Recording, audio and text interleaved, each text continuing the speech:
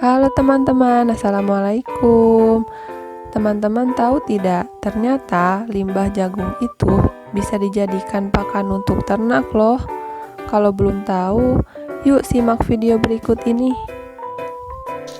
Jagung merupakan bahan pakan sumber energi yang sangat baik. Jagung banyak digunakan untuk pakan ternak unggas maupun ruminansia. Jagung memiliki kandungan energi cukup tinggi, serat kasar yang rendah, serta memiliki palatabilitas yang sangat baik. Limbah jagung meliputi batang sebesar 50%, daun sebesar 20%, kulit sebesar 10%, dan tongkol jagung sebesar 20%, yang merupakan sumber bahan pakan yang cukup potensial karena tersedia sepanjang tahun. Seluruh tanaman jagung, termasuk buah muda, atau buah yang hampir matang, atau limbah yang berupa tanaman jagung, setelah buah dipanen dan kulit jagung, dapat untuk dibuat menjadi silase. Tanaman jagung yang tersisa dari panen jagung masih mengandung kadar air yang cukup tinggi. Untuk pembuatan silase, dibutuhkan kadar air sekitar 60%. Limbah tanaman jagung yang biasa digunakan adalah jerami jagung. Jerami jagung merupakan sisa dari tanaman jagung setelah buahnya dipanen. Dikurangi akar dan sebagian batang yang tersisa, dan dapat diberikan kepada ternak.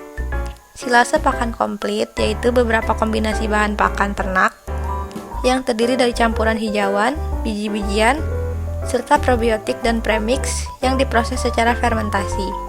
Alat dan bahan yang dibutuhkan dalam pembuatan silase jerami jagung yaitu tetes tebu atau molasses, jerami jagung, dedak atau bekatul, dekomposer, kantong plastik, chopper atau sabit, dan garu. Langkah pertama dalam pembuatan silase jerami jagung yaitu cacah jerami jagung dengan ukuran 5-10 cm. Pencacahan bertujuan untuk memadatkan jerami jagung saat penyimpanan, sehingga memudahkan terjadinya kondisi anaerob. Selanjutnya, jerami jagung yang sudah dicacah kemudian dikeringkan selama kurang lebih 6 jam, yang bertujuan untuk mengurangi kadar air, sehingga silase tidak cepat untuk membusuk. Setelah itu, campurkan jerami jagung, tetes, dedak padi, dan dekomposer, dan aduk secara merata. Kemudian campuran dimasukkan ke dalam kantong plastik. Penyimpanan jerami jagung harus dibuat rapat dan dipadatkan hingga tidak ada udara. Perlakuan tersebut untuk menghindari pembusukan. Setelah jerami jagung difermentasikan dalam kantong plastik selama kurang lebih 3 minggu, maka hasilnya adalah silase jerami jagung. Dan selama silase masih tersimpan dengan baik, maka silase dapat digunakan hingga 2 bulan. Kelebihan dari silase adalah silase lebih disukai ternak dibandingkan pengawetan pakan dengan cara kering.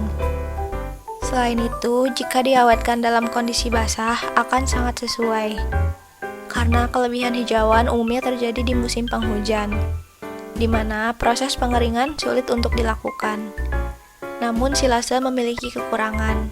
Kekurangan dari silase diantaranya sifatnya yang asam, sehingga ukuran partikel hijauan harus lebih kasar agar dapat dikunyah oleh ternak, dan proses ruminansi dapat berjalan normal. Dengan demikian, saliva tetap mampu mempertahankan kondisi rumen netral.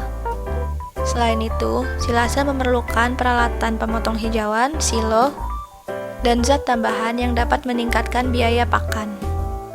Nah, itu tadi dia penjelasan singkat tentang silase limbah jagung. Bagaimana? Teman-teman tertarik tidak untuk membuat pakan ternak dari limbah jagung?